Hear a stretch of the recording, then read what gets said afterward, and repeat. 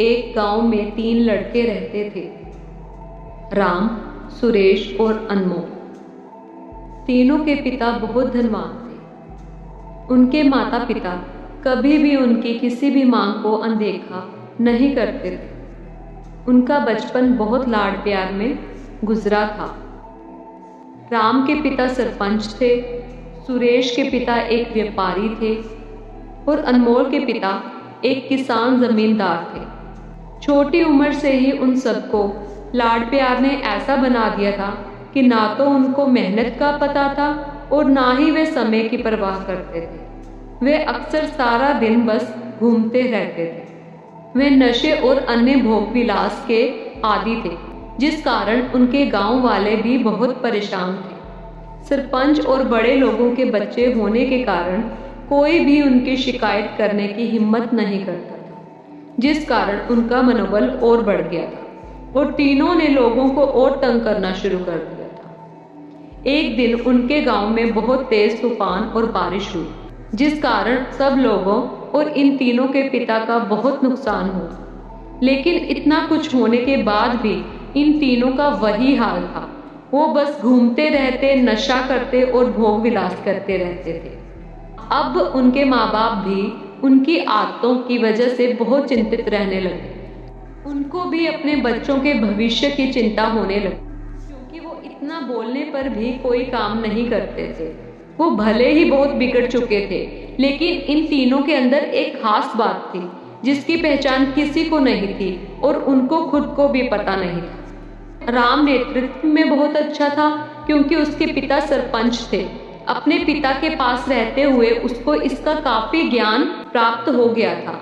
सुरेश भी इस तरह से व्यापार की समझ रखता था, क्योंकि उसके पिता एक व्यापारी थे। अनमोल खेती का काम जानता था, क्योंकि उसके पिता जमींदार थे। पर अपने गलत कामों की वजह से उन सब ने अपनी योग्यताओं पर ध्यान नहीं दिया। उनकी इस कमजोरी के कारण उन्हें आगे जाकर जीवन में परेशानियों का सामना करना पड़ सकता है। इसी बात की चिंता के कारण उनके माता पिता ने उन्हें सीख देने की सोची। तीनों के पिता ने आपस में सलाह की और उन्हें सही रास्ते पर लाने के लिए एक हल निकाला। तीनों पिताओं ने फैसला किया कि वे अपने काम का कुछ हिस्सा अपने पुत्रों को सौंप देंगे, जिससे उनको समय की कदर का पता लग सके। तीनों के पिता ने एक कानूनी दस्तावेज बनवाया, जिसमें लिखा था कि उन्हें पूरा साल उनका काम संभालना होगा। काम के खर्च के लिए उन्हें 4 लाख रुपए भी दिए गए। उनको 1 साल के बाद 7 लाख रुपए तक कमाने का लक्ष्य दिया गया। उनको ये भी बता दिया गया कि उनको ये लक्ष्य किसी भी तरह से गलत या गैर कानूनी तरीके से प्राप्त नहीं करना है। उन तीनों को अलग अलग स्थान पर रहकर ये काम पूरा करना है।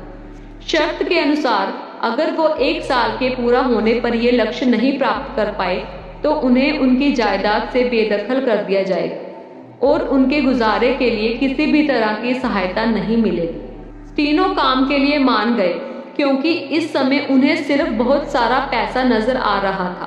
पैसा मिलने के बाद उन्होंने काम करने के बजाय पैसा बर्बाद करना शुरू कर दिया। इस तरह से कई महीने बीत गए और उनका काफी सारा नुकसान भी हुआ। शर्त का समय पूरा होने को केवल 3 महीने ही बचे थे।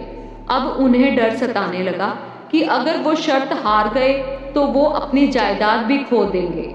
उन्होंने काम करने की कोशिश की, पर उनका मन काम में नहीं लग रहा था। तीनों फिर बाजार घूमने निकल गए। वो एक दूसरे से बात कर रहे थे कि अगर सच में उनके माँ बाप ने उन्हें जायदाद से बेदखल कर दिया तो आगे जाकर वो क्या करेंगे। घूमते हुए उनकी नजर एक बच्चे पर पड़ी।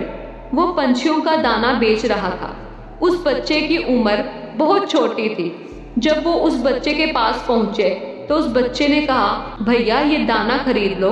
अनमोल ने उस बच्चे से पूछा कि आप इतने छोटे होकर खेल नहीं रहे हो।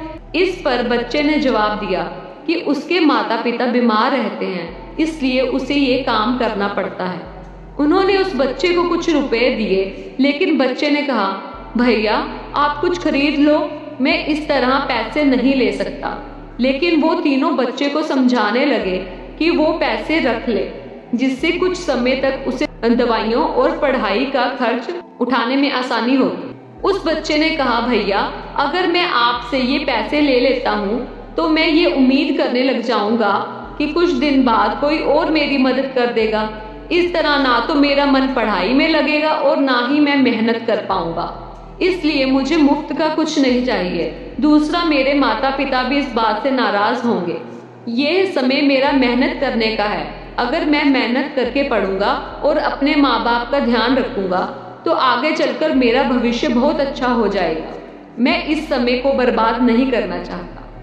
उन तीनों ने बच्चे से सारा दाना खरीद लिया और अपने घर चले गए। उस बच्चे का उन तीनों लड़कों पर बहुत गहरा प्रभाव पड़ा। रात भर तीनों उस बच्चे के बारे में सोचते रहे और उन्हें एहसास हुआ कि वो तीनों कितने गलत थे। तीनों ने निश्चय कर लिया कि अब वो मेहनत करेंगे और अपने माता पिता को दिया गया वादा पूरा करेंगे। काम के लिए दिया गया पैसा तो वो पहले ही बर्बाद कर चुके थे, इसलिए वो अपना काम तो नहीं कर सकते थे। तीनों ने काम ढूंढना शुरू कर दिया। फिर वे शहर जाकर काम करने लगे। शर्त का समय पूरा हो गया। तीनों ने कुछ पैसे इकट्ठा कर लिए थे, लेकिन वो रकम उनको काम शुरू करने के लिए दिए गए पैसों से भी कम थी। तीनों वापस अपने गांव पहुंचे और उन्होंने अपने माता पिता को अपना सारा अनुभव बताया।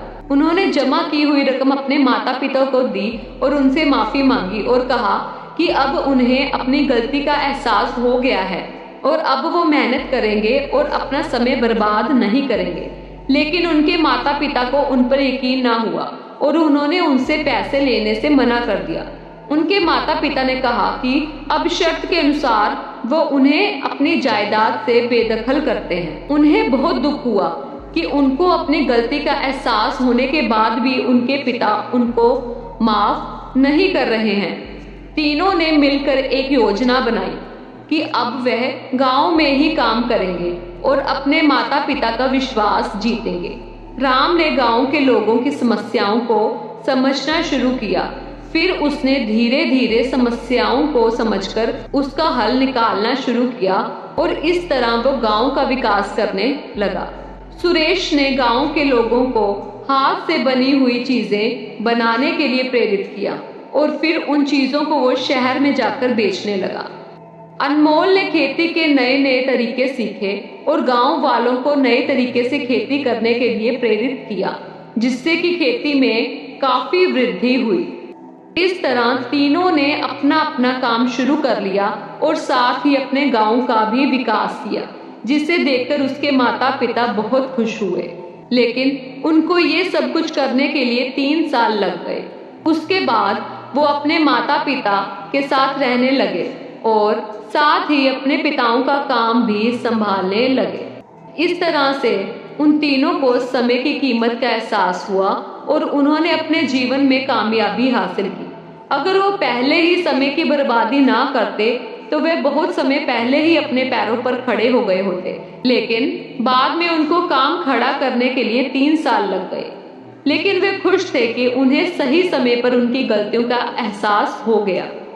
इसलिए अगर आप भी अपने समय को बर्बाद ना करें और अपने लक्ष्य को प्राप्त करने के लिए मेहनत करें तो आप जिंदगी में अवश्य ही सफल होंगे। अगर ये समय आपके हाथ से निकल गया तो बाद में आप पछतावे के अलावा कुछ नहीं कर सकते हैं। समय बर्बाद करने के हजारों तरीके होते हैं, लेकिन आप ऐसा कोई तरीका चुनिए जो आपकी जिंदगी सुखदायक बना दे। उम्मीद करती हूँ आपको ये कहानी प्रेरणादायक लगी होगी।